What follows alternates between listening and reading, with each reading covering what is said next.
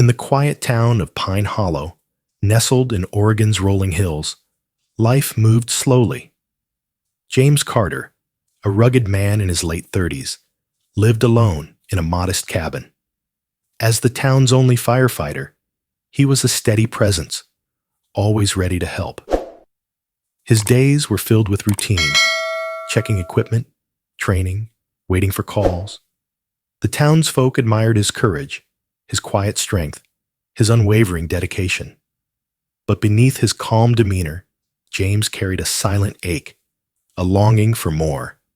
He had no wife, no children, just the flicker of a solitary hearth at night. His life was predictable, simple, until one stormy evening changed everything. Thunder rumbled as rain lashed the town, and a frantic call crackled over the radio. A barn at the edge of Pine Hollow had caught fire, flames roaring against the downpour. James grabbed his gear, heart pounding, and raced to the scene with his small crew. Lightning split the sky as they arrived, illuminating a chaotic inferno. The barn blazed, its wooden beams groaning, smoke choking the air with a bitter sting. Screams pierced the night, high-pitched, desperate, cutting through the storm's roar. James shouted to his team, "We've got people inside! Move fast!" He plunged into the chaos, rain soaking his suit, heat searing his face. Inside, the air was thick with smoke, visibility near zero, the fire relentless. A faint cry drew him deeper. A child's voice, trembling, somewhere in the haze. James pushed forward, dodging falling debris, his breath ragged in his mask. In a corner, he found them, 4 boys, aged 3 to 9, huddled together. Their faces were streaked with soot, eyes wide with terror, clothes singed. The oldest, a wiry boy with dark hair, clutched the youngest, whispering, "Hold on." James knelt, voice steady despite the chaos. "I'm getting you out. Stay with me." He scooped up the smallest, guiding the others toward the crumbling exit. Flames licked at the walls, the roof creaking ominously as they moved. A beam crashed behind them, sparks flying, but James shielded the boys. "Keep going," he urged, coughing as smoke clawed at his lungs. They stumbled outside just as the barn shuddered, collapsing in a fiery heap.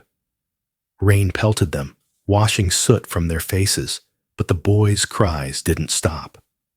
James set the youngest down, turning to see the wreckage. No one else emerged. His teammate, Paul, approached, face grim. "James, their parents, they didn't make it." James froze, the words sinking in like lead, his chest tightening. He looked at the boys, shivering in the rain, clinging to each other. The oldest stared at the ruins, silent tears cutting through the grime on his cheeks. "They've got no one now," Paul said softly. "Orphanage will take them." James didn't reply, his gaze locked on the boys, their loss echoing his own. The storm raged on, but a fire ignited within him, a fierce, protective resolve. Morning dawned gray and heavy, the town reeling from the tragedy. The barn's ashes smoldered, a stark reminder of the night's devastation. People gathered, murmuring condolences, their faces etched with sorrow. James sat on the firehouse steps, sleepless. The boys' haunted eyes burned into his mind. He couldn't shake the image, their fear, their clinging hands, their shattered world. Paul joined him, offering a coffee. "You okay, James? You did all you could." James shook his head, voice rough. "I saved them, but not their family." Paul sighed. "No one could have. That fire was a beast. They're alive because of you." James stared at his hands, calloused from years of work, now trembling slightly. "I keep thinking, if I'd been faster, maybe." He trailed off, guilt gnawing at him. Paul clapped his shoulder. "You're not God, James. You're a hero to those kids."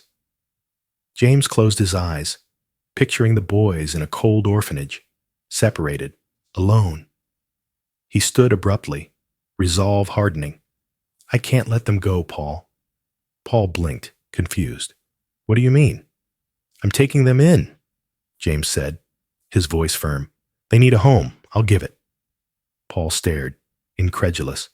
"4 kids? You're a firefighter, not a dad." "I wasn't," James replied. "But I am now. They've lost enough." Paul shook his head, half smiling. "You're crazy, Carter, but I believe you'll try." A social worker, Ms. Helen, arrived later, her clipboard clutched tightly. She was stern, efficient, her graying hair pulled back in a tight bun. "Mr. Carter, we're here for the boys," she said. "They'll be placed in care." James stepped forward, unwavering. "Number, I'm keeping them. They stay with me." Ms. Helen raised an eyebrow. "You? A single man with no parenting experience?" "I'll learn," James said. "They've lost their parents. They won't lose each other." She frowned, skeptical. "This isn't a game, Mr. Carter. It's a serious commitment." "I know," he said, meeting her gaze. "I pulled them from that fire. They're mine now." Ms. Helen studied him, then softened slightly. "You're determined. I'll give you that." She sighed. "I'll allow it, for now. But I'll be watching. They need stability." James nodded, relief washing over him, though the weight of his choice loomed large. He turned to the boys, waiting nearby, their small figures dwarfed by the crowd. Kneeling, he smiled gently. "You're coming home with me? We'll stick together." The oldest, Daniel, looked up, wary but hopeful. "You mean it? No splitting us up?" "Never," James promised, his voice a quiet vow. "You're my family now." The boys followed him to his cabin, their steps hesitant, eyes wide with uncertainty. The house felt small, sparse, a bachelor's den, not a home for 4 kids. James opened the door, the creak loud in the silence, and ushered them in. "This is it," he said, scratching his neck. "We'll make it work." The youngest, Timmy, clung to Daniel's hand, whispering, "Will you stay?" James crouched, meeting his eyes. "Always, Timmy. I'm not going anywhere." That first night was chaos. James burned dinner, smoke filling the kitchen.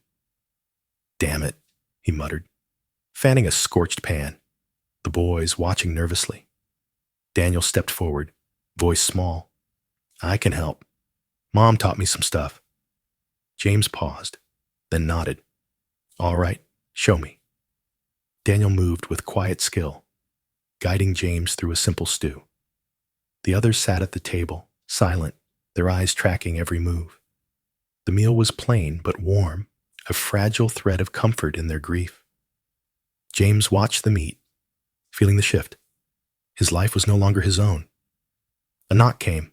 Mrs. Edith, the gruff widow next door, peered inside. She squinted at the boys, then at James. "You're serious about this?" "I am," James said, steady. "They need me." Edith huffed. "Foolish man. You'll drown in this." "I'll swim," James replied. "They're worth it." She shook her head, but left a basket of bread. "Don't starve them." James smiled faintly. Her grumble hid a kindness he'd lean on later. Days turned to weeks, each one a test of James's grit and patience. Mornings brought tantrums. Timmy wailed, scared of shadows in the dark. James sat by him, murmuring, "It's okay, buddy. I'm here." Daniel argued with Ben, the second oldest, over a shared jacket. "You wore it yesterday," Ben snapped, tugging it back. James mediated, voice calm but firm. "We'll get another. Share for now." Cooking remained a disaster. Eggs stuck, toast charred, the boys giggling despite it. "You're awful at this," Luke the third teased, his grin a rare light.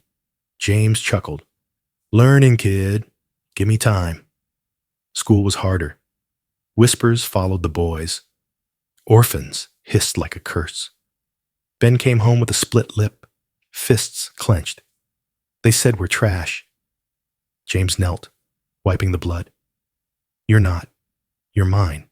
That's what matters. Nights were heavy. Daniel woke screaming, reliving the fire in his dreams. James held him, whispering, You're safe. I've got you. The cabin grew cramped, toys and clothes piling up, a mess of new life. Edith returned one day, tools in hand. This place is a wreck. Let me fix it. James blinked, grateful. You don't have to. I want to. She cut in. Lost my own boy years back. You're doing right. She patched walls, built bunks, her gruffness softening with each nail. James confided in her, voice low. Some days, I don't know if I can do this. Edith glanced at him. You're doing it already. That's what counts. Her help steadied him, a lifeline in the storm of fatherhood. The boy's pain lingered. Timmy drew pictures of flames. Ben lashed out. Luke withdrew. Daniel bore it quietly, too much weight on his young shoulders. One evening, he approached James, eyes red. I can't keep them together alone. James pulled him close. You don't have to. I'm here. Let me carry it. Daniel sobbed, the dam breaking, and James felt the depth of their bond. Years rolled by. The boys grew, scars fading, but never gone. Daniel studied engineering, driven to build things that wouldn't burn. Ben turned to music, his anger channeled into raw, soulful chords. Luke became a teacher, gentle and patient, shaping young minds. Timmy, the dreamer, wrote stories, weaving hope from their past. The cabin brimmed with life, laughter, arguments, the chaos of family. James aged too, his hair graying, his steps slower, a weariness creeping in. One night, chest tight, he collapsed mid-dinner, the boys' faces blurring. Dad! Daniel yelled, catching him as he fell, panic seizing them all. At the hospital, the doctor's words were grim. A heart attack. Surgery needed. James woke to 4 worried faces, their hands gripping his. I'm okay, he rasped. You scared us, Ben said, voice thick. Don't do that again. Luke squeezed his arm. We need you, Dad. Timmy, eyes wet, whispered, You're all we've got. James's throat tightened. He'd saved them once. Now they saved him. Recovery was slow, the boys rallying. Daniel cooked. Ben cleaned. Luke planned. Timmy sat by him, reading aloud, his voice a balm to James's weary soul. One afternoon, sunlight spilling in, James watched them from his chair. Daniel fixed a shelf. Ben strummed a tune. Luke graded papers. Timmy laughed. You've grown, James said, voice soft. I'm so damn proud. Daniel grinned. You made us, Dad. We owe you everything. Ben nodded. You didn't just pull us from a fire. You gave us a life. Luke added, You're our family, blood or not. Timmy hugged him. Best dad ever. Edith joined them for dinner, her gruff smile wide.